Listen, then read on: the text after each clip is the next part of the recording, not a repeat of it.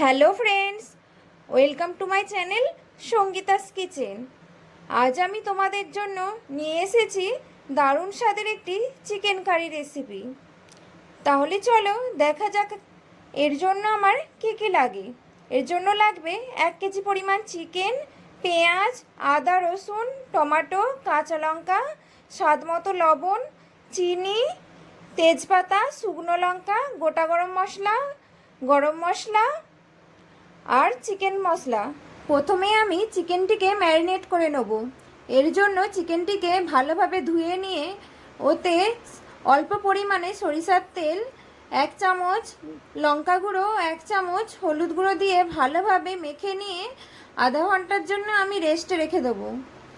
তারপর আমি আদা, রসুন ও একটি কাঁচা লঙ্কা দিয়ে পেস্ট বানিয়ে নেব।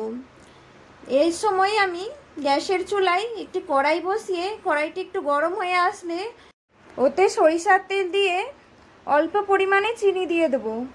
গরম তেলে অল্প পরিমাণে চিনি দিলে রান্নার কালার খুব সুন্দর আসে। তারপর আমি এতে একটি তেজপাতা দিয়ে একটু নাড়াচাড়া করে নেব। তারপর এতে একটি শুকনো লঙ্কা ও গোটা গরম মশলা দিয়ে দেবো। এগুলো একটি ভাজা হয়ে গেলে তারপর আমি ওতে পেঁয়াজ কুচি দিয়ে দেবো। আমি এখানে 6টি মাঝারি মাপের পেঁয়াজ নিয়েছি।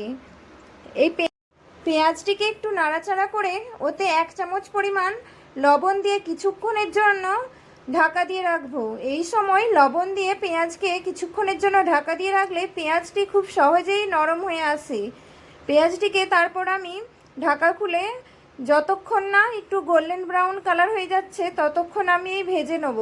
পেঁয়াজটি যখন গোল্ডেন ব্রাউন কালারের হয়ে যাবে তখন সেটিতে আমি আদা রসুনের পেস্ট দিয়ে একটু ভালোভাবে নাড়াচাড়া করে নেব।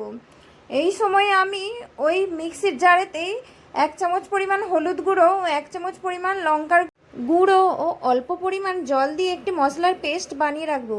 এই আমি আদা রসুনটিকে ভালোভাবে কষিয়ে নেব। কষে ওতে ওই মশলার পেস্টটি দিয়ে আর একটু ভালোভাবে নাড়াচাড়া করে 5 মিনিটের জন্য ঢাকনা চাপা দিয়ে রাখবো।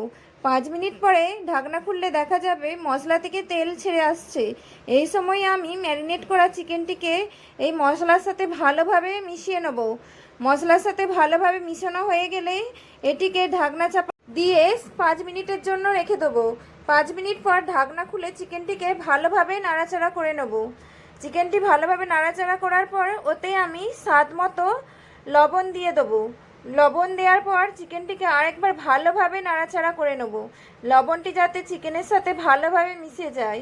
তারপর আমি যে গোল গোল করে টমেটো কেটে রেখেছিলাম সেই টমেটোর টুকরোগুলি এতে ভালোভাবে দিয়ে দিতে হবে।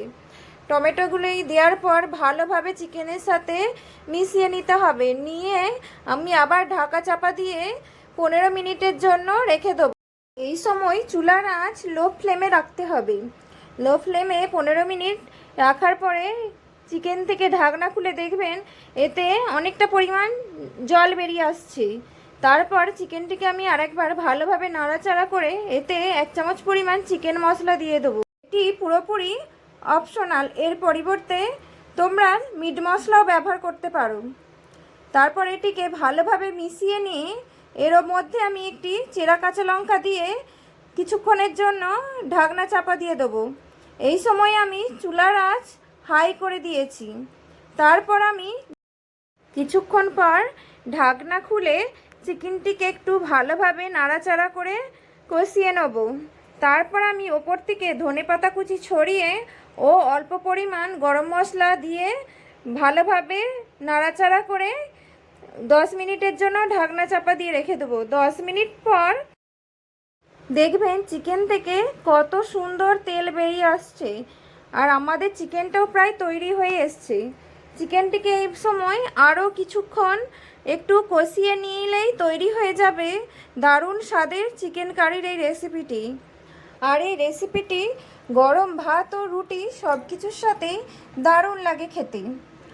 আর আমার এই চিকেন কারি রেসিপিটি কেমন লাগলো কমেন্ট করে অবশ্যই জানাবেন। ভালো লাগলে একটি লাইক ও চ্যানেলটিকে সাবস্ক্রাইব করে দেবেন। ধন্যবাদ।